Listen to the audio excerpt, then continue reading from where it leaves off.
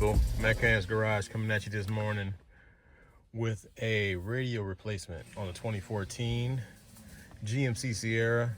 This should probably work for 2014 to 2018 Sierras and probably on the Chevrolet Silverados.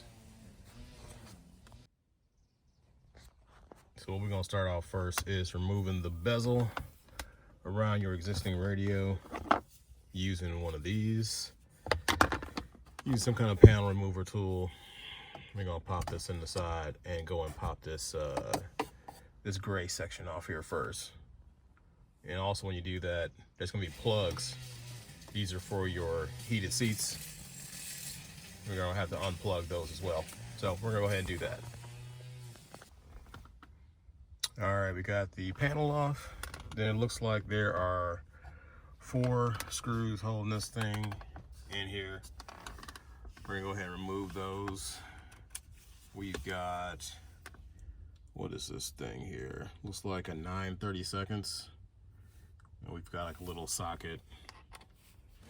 And we can put that on our electric drill here because we like to work smarter, not harder. So we're gonna go ahead and pull these out.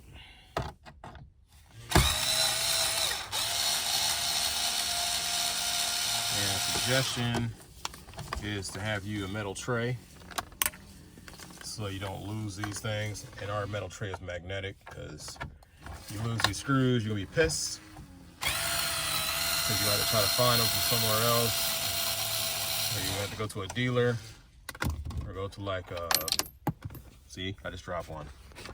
Go to a place like Pull Apart or something like that to try to replace these screws, or you can try to match them up in like Home Depot or Lowe's, but it's a pain in the butt.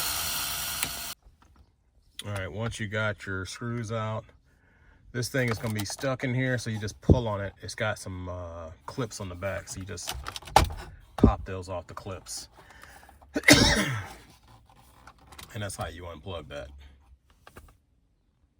All right, then we got 2 plugs down here.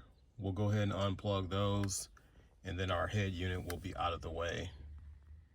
All right, guys, so we got our old head unit out, and this is what we're gonna be replacing it with.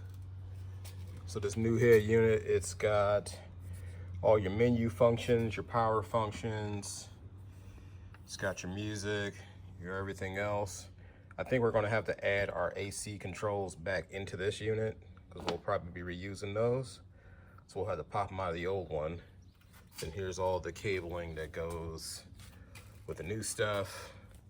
Comes with a camera, which we should not need because this vehicle already has a backup camera in it. So we should be able to tap into the existing backup camera. And we've got a microphone. So let's see, how do we remove our AC controls from our old unit? So here is our head unit that we pulled out. So you see all the AC controls and everything down there. This looks like it's just got a clip on both sides. We'll just pull that back with like a pick tool or like a flathead screwdriver. And it's got some clips all the way around it. What we could do with our fingers, but it's got some clips all the way around, so we'll go ahead and pull those back and then see if we can remove this unit from this and transfer it to the new one. So like I said, we just pushed on those clips, pushed it from the back side, and this whole unit here came out. So now we need to transfer this over into here. So this should just snap right in. And it's got the same clip areas. So we should be able to just push this down in and snap this thing in. You should heard some snaps. Let's go all the way around it. Make sure everything snaps in.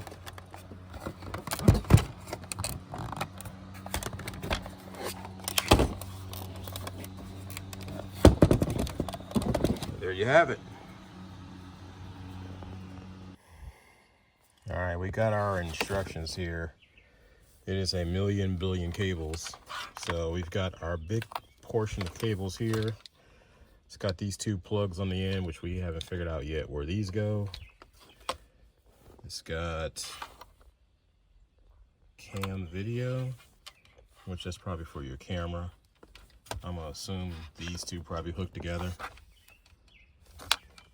So the first thing we plugged in, it says this has got our power, which, you know, normally your power is like your yellow and your red. You got a ground there. It's got speaker wires on that side. So now we got to start figuring out what else goes where. So we got this set here. It's got RCA lines on it, but it's also got our mic. So that goes up in here. So we're gonna put that in. Make sure we put it in the right direction so don't bend the pins.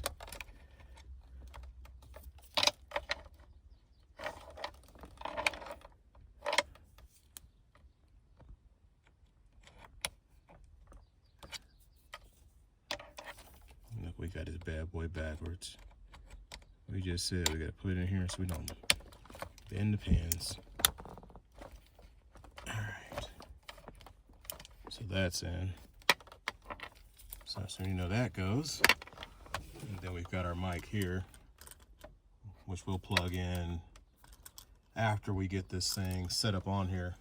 And then we'll have to run the cord back through there somewhere and around, and we'll probably put the mic right here. So let's see what's next. All right, we got USB ports. So we've got that's USB 1, that's USB 2. So this USB 1, it's got like a small connector.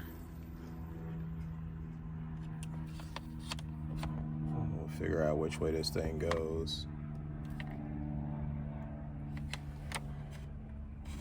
And then the USB 2 has got a slightly bigger connector, so we'll put these in.